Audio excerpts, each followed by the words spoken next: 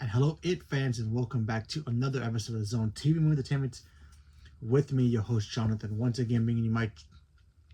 Excuse me, once again bringing you my thoughts and review for tonight's episode of Welcome to Derry, episode 4.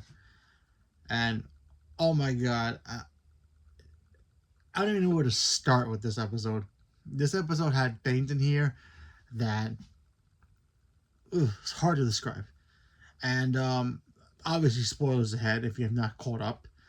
And I'm gonna warn you now, there's a scene in here. If you guys, like horror movies, but certain things in horror movies you can't see, like blood splattering out people's necks or eyeballs getting popped out or whatever, be warned. There's a scene that involves eyeballs, and that's all I'm gonna say about it. So we all know that the kids in last week's episode, they needed proof. They needed proof to get the other girl's father out of jail because he's been locked up, falsely accused of killing the other kids from the first episode in the movie theater. And they're like, yeah, we gotta get some kind of proof. So they, the third episode, they went to the cemetery, they met the other two kids, they figure they can summon this entity, whatever it is, show up, and they could take a picture and show it to the cops, and her father can get free. Sounds simple. Unfortunately, they got the pictures, but dealing with Pennywise, or the entity that is Pennywise, things can get kind of messed up. So they took pictures and they showed it to the cops, but the pictures ended up being nothing. But there was one picture that they showed that showed a silhouette of a clown, but of course the cops are stupid and they don't believe the kids, so back to square one. Speaking of the young girl's father who's in jail, the other boy, the one whose father's in the military, who likes space stuff, his mother apparently is a civil rights activist, which is awesome. She decides, you know what, let me get involved and try to see if I can find a way to get him out of jail. Because apparently, and I didn't really notice about this until now, like I noticed it, but I didn't mention it in the other videos, and I completely forgot about it until they brought it up here. The poor man who's in jail for being accused of killing the kids, the guy was not even offered a lawyer, a phone call, get out of jail before his trial, kind of a thing. So his rights are being kind of like poo-pooed on. And of course, she shows up. She's a civil rights activist, which is awesome. She's trying to help him out, and they're trying to figure out a way to get him out, because apparently he's trying to. They want to send him to Shawshank, which, if you guys know, in the Stephen King universe, Shawshank Redemption is in this universe.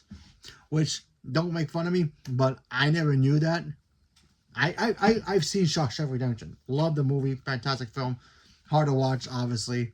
But I never knew it was a Stephen King book. I just thought it was a freaking masterpiece of a film. I watched it when I was a bit younger. It got me really into Morgan Freeman as an actor, as one of my favorite actors. I had no idea Shawshank Redemption was a Stephen King novel turned into a movie, turned into one of the greatest movies of all time. So I didn't know that until like a couple years ago. So go figure. So yeah, Shawshank Redemption is in this universe. So there you go. Speaking of Stephen King universe, we also get to see Dex again, and he's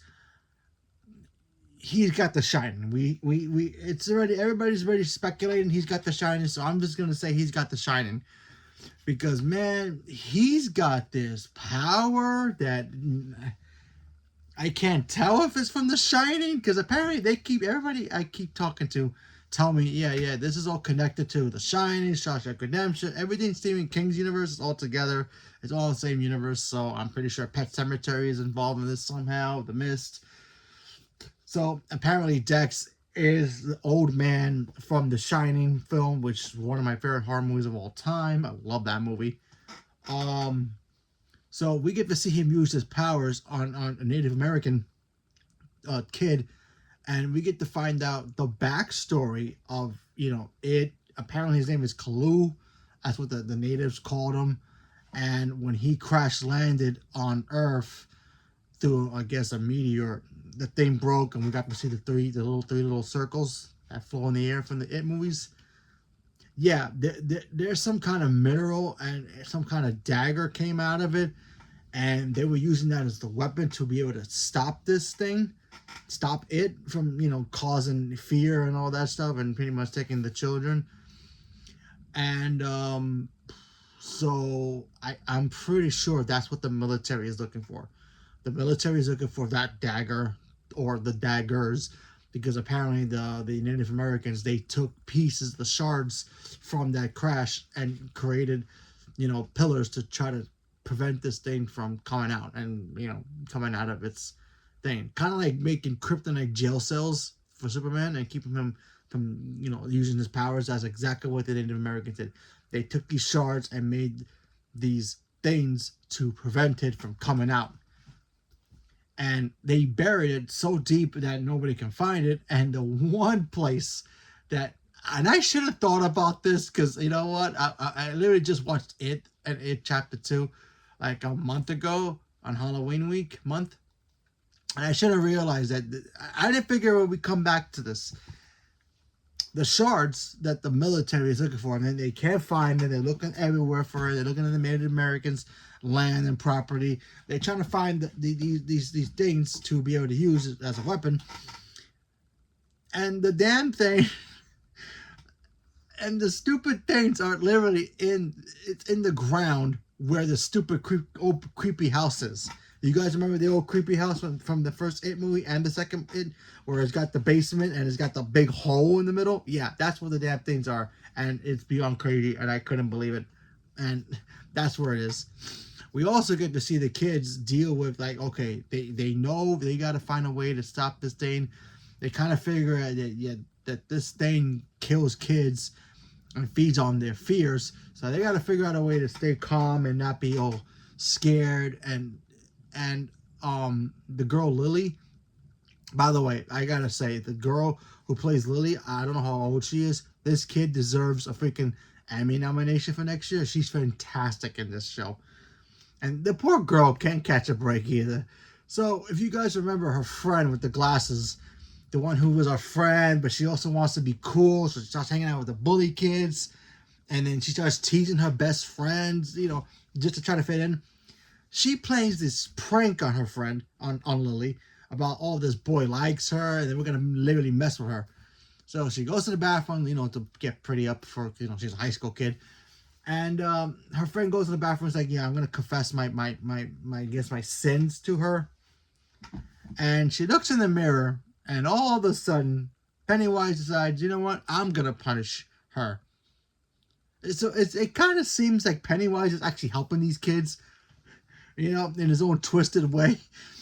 But what he does to this poor girl is, oh my goodness, it made me, like, gotta admit, like, they do something in here that not even the freaking movies has done. Okay, I don't know how graphic the book is, but yeah, there's a scene in here where the girl's eyeballs start bulging out, like sticking out, and the poor kid has got to do something to try to stop it. She's trying to figure out a way to pop it. And she's in school, so I'm going to leave it up to your imagination if you have not seen the episode or you want to watch the episode. I'm telling you right now, if you watch it, and if you have a problem with eyeball scenes in horror movies, yeah, it may not be for you. That was hard to watch, and it was not a beautiful scene to see, but it was just brutal. And the way that was shot, and kudos to that young girl for being in that scene. She did a fantastic job of being scared, and that was just like, wow. Like, normally I don't get scared when it comes to like eyeball scenes or eyeballs getting popped out or gorged out or whatever. But seeing that was like, wow. It was beautifully shot. It was great choreographed. And yeah, Andy Muschietti, I'm telling you, Andy Muschietti should start doing more horror movies. This guy's got it. Like, seriously. I thought what's his name? James Wong was the king of horror. Andy Muschietti can handle horror, and he's freaking killing it with this show. This show is fantastic. And then like I said before, it goes to the ending where Dex he tortures the kid to try to uses his shining powers on the kid, on the Native American guy, to get the information where the location of the shards are, and it's in the creepy house. And wow, we still haven't seen Pennywise, but we have seen his shadow. I don't think we're gonna see Pennywise until the end of the season.